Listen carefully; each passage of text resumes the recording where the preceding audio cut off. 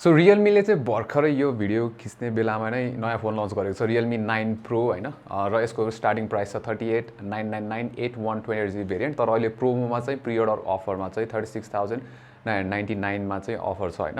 अब यो फोन चाहिँ दुईटा भेरिएन्टमा आउँछ एउटा अरोरा ग्रीन र अर्को चाहिँ एउटा ब्लू भेरिएन्टमा आउँछ है सो ब्लू भेरिएन्ट चाहिँ के हुन्छ भन्दाखेरि त्यसको स्पेशल फिचर भनेको चाहिँ घाममा युभी लाइटमा देखाउँदाखेरि चाहिँ त्यसले आफ्नो पहाडीको यो कलर चेन्ज गर्छ है सो यो भेरिएन्टमा चाहिँ त्यो छैन अलराइट सो यो भिडियोमा चाहिँ म मेरो फर्स्ट इम्प्रेसन्स दिनेछु हैन के कस्तो छ भनेर तर त्योभन्दा अगाडि तपाईं हाम्रो भिडियो फर्स्ट टाइम हेर्नु भएको छ भने चाहिँ हाम्रो च्यानललाई सब्स्क्राइब गर्नुस् र त्यहाँबाट त्यो बेल आइकन दिनु होला फर नोटिफिकेसन्स सो फर्स्टमा यो फोन हेर्ने बित्तिकै चाहिँ हुन्छ नि वाउ भन्ने फिल हुन्छ कि लाइक प्रिमियम फिल छ कि डिजाइन नै हैन जस राम्रो छ अब तर के छ भने डिसअपोइन्टिङ कुरा चाहिँ हेर्दाखेरि यो ग्लास ब्याग जस्तो देखिएला हैन तर प्लास्टिक युज गर्छ यसले है त्यसैगरी यसको जुन साइड फ्रेम छ त्यो पनि प्लास्टिक नै हो अब क्यामेरा आइल्यान्ड ठुलो दिएको छ यसमा है सो यस्तो राख्दाखेरि पुरा वोबल हुन्छ कि यो पुरै वोबल हुन्छ मजाले हैन तर ओभरअल बिल्ड क्वालिटी राम्रो फिल हुन्छ हुन्छ नि फ्ल्याट एजेसहरु भएको कारणले गर्दाखेरि चाहिँ अलि शार्प फिल हुन्छ फोन है सो त्यसले गर्दाखेरि एर्गोनोमिक चाहिँ त्यति राम्रो छैन फोन होल्ड गर्दाखेरि हैन प्लस अब फोन त्यति हेभी पनि छैन 195 ग्राम हो टप हेभी छ हल्का त्यसैगरी अब समात्दाखेरि चाहिँ हुन्छ त्यति यो फोन ठुलो भएको कारणले गर्दाखेरि चाहिँ वान ह्यान्ड युजेस चाहिँ अलि गाह्रो हुन्छ अब यसको बटन्सहरु कुरा गर्ने हुन्छ यो साइडमा हामीले power button plus fingerprint sensor पनि यसमा इम्बेडेड छ हैन र फिंगरप्रिन्ट सेन्सर चाहिँ अलिकति यो डिप दिएको भए हुन्छ पावर बटन हैन अलि तलपट्टि यो धेरै चोटी चाहिँ हुन्छ नि यो रङ प्रेस जस्तो भइराछ कि एक्सिडेन्टल टचेसहरु त्यसैगरी अर्को साइडमा चाहिँ हामीले अब सिम ट्रे स्लट त्यस भोल्युम बटन्सहरु भइहाल्यो अनि तलपट्टि चाहिँ अब headphone jack mic USB type C port अनि एउटा स्पिकर दिएको छ है त्यसैगरी अगाडिपट्टि चाहिँ अब यसमा डिजाइन हेर्ने हो भने चाहिँ सानो होल पन्च दिएको छ यतापट्टि हैन सो ओभरअल डिजाइन पनि यसको राम्रो छ स्टडी छ ग्लास बिल्ड नभए पनि आई थिंक यो जुन क्वालिटी छ नि यसको चाहिँ राम्रै छ अब डिस्प्ले चाहिँ यसमा 6.6 इन्चको फुल एचडी आइपीएस एलसीडी प्यानल हो 120 हर्ट्ज रिफ्रेश रेट 240 हर्ट्जको चाहिँ यसमा टच स्याम्पलिङ रेट दिएको छ अब यो प्राइस ब्र्याकेटमा एमोलेड प्यानल दिनुपर्ने थियो हैन किनभने Redmi Note 11 Pro 5G जुन छ त्यसमा हामीले एमोलेड प्यानल नै पाउँछौँ सो त्यो कुरा चाहिँ यसको डिसअपोइन्टिङ छ हैन अब यसमा रिफ्रेश रेट चाहिँ 120 हर्ट्ज म्याक्सिमम हो तर यसको जुन अटो अप्सन राख्दाखेरि चाहिँ 90 हर्ट्जमा चलेर आउँछ भिडियो प्ले हुँदाखेरि चाहिँ 60 मा कहिलेकाहीँ त 120 मा गइरहेको थियो हैन अटोमा तपाईलाई फुल 120 मा चलाउनलाई चाहिँ जुन हाई अप्सन छ त्यसमै राख्नुपर्ने हुन्छ र त्यसमा पनि भिडियो प्लेब्याक गर्दाखेरि चाहिँ 60 हर्ट्जमा चाहिँ ड्रप भइरहेको हुन्छ अब यो प्यानल ठिकै छ आइपीएस भयो पनि त्यस्तो नराम्रो खाली प्यानल हैन राम्रै प्यानल युज गरेको छ ब्राइटनेस राम्रो छ कलर रिप्रोडक्सन पनि it's good plus Widevine L1 certification छ so full HD playback support गर्छ नेटफ्लिक्सहरुमा तर एचडीआर क्यापेबिलिटी चाहिँ छैन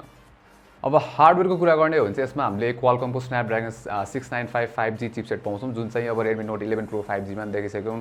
OnePlus Nord CE 2 Lite 5G जुन छ त्यसमा पनि देखिसक्यौं हैन त सबैले यही चिपसेट युज गरिरहेको छ अब यो 695 चिपसेट चाहिँ के छ भन्दाखेरि अब डेली युजेसमा चलाउँदाखेरि त्यस्तो केही पनि फिल हुँदैन हैन लाइक राम्रै छ स्मुथै हुन्छ एप खोल्दाखेरि अथवा मल्टिपल एप्सहरु चलाउँदाखेरि स्विच गर्दाखेरि हैन स्मुथै हुन्छ अब गेमिङ चाहिँ यसको त्यति राम्रो छैन जुन प्राइस टु परफर्मेन्स रेशियो भनौं न हुन्छ नि गेमिङको लागि चाहिँ त्यति राम्रो छ जुन चाहिँ अब हामीले Redmi Note 11 Pro 5G को रिभ्यूमा पनि देखिसक्यौं हैन तपाईले जस एटलिस्ट मिडियमसम्म चाहिँ मिडियम सेटिङ्सहरुसम्म ग्राफिक इन्टेन्सिभ गेम्सहरु पनि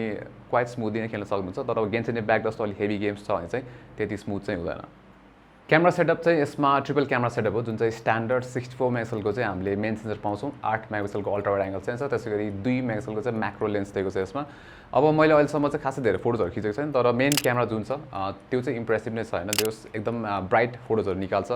लाइभली कलर्सहरु छ अलि बडी स्याचुरेट जस्तो फिल चाहिँ दिन्छ यसले हैन त्यसैगरी अल्ट्रा वाइडमा चाहिँ कलर अलिकति थोरै हल्का अफ छ मेन क्यामेरा भन्दा तर इट्स फाइन अल्ट्रा वाइड पनि फोटोजहरु चाहिँ राम्रै छ सो फार हैन त्यसैगरी यसमा जुन सेल्फी क्यामेरा दिएको छ त्यो चाहिँ 16 मेगापिक्सलको र सेल्फी जुन फोटोजहरु आउँछ त्यो शार्पनेस राम्रो छ हैन र फेस टोन पनि राम्रै छ प्लस एचडीआर नै राम्रै काम गरेर आउँछ तर यसमा एउटा कुरा चाहिँ के याद राख्नुस् भन्दाखेरि भिडियो चाहिँ 1080p 30 fps मा चाहिँ लिमिटेड छ किन भन्दाखेरि जुन Snapdragon 695 5G चिपसेट छ त्यसले 4K सपोर्ट चाहिँ गर्दैन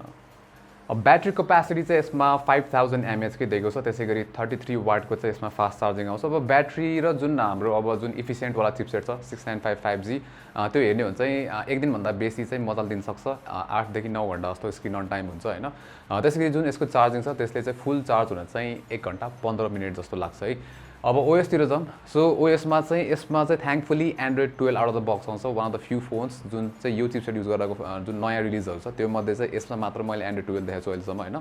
र अब Realme को UI 3 भइहाल्यो UI 3.0 Realme को जुन नयाँ UI छ त्यसमा खासै त्यस्तो चेन्जहरु त केही पनि छैन हैन अब Android 12 मा आउने जुन फिचर्सहरु छ त्यो चाहिँ दिएको छ जस्तै अब यसमा चाहिँ कस्टमाइजेसनको लागि राम्रो अप्सन्सहरु दिएको छ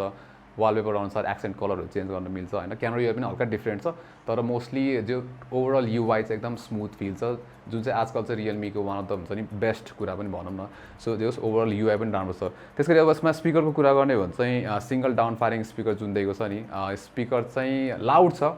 लाइक हुन्छ नि एभरेजभन्दा अलिक बढी नै लाउड छ तर साउन्ड क्ल्यारिटीको कुरा गर्ने भने चाहिँ एभरेज मात्र छ यो त्यो एकदम लाउड म्याक्सिमम भोल्युममा चाहिँ अलिक चर्को खालि इरिटेटिङ साउन्ड चाहिँ सुनिन्छ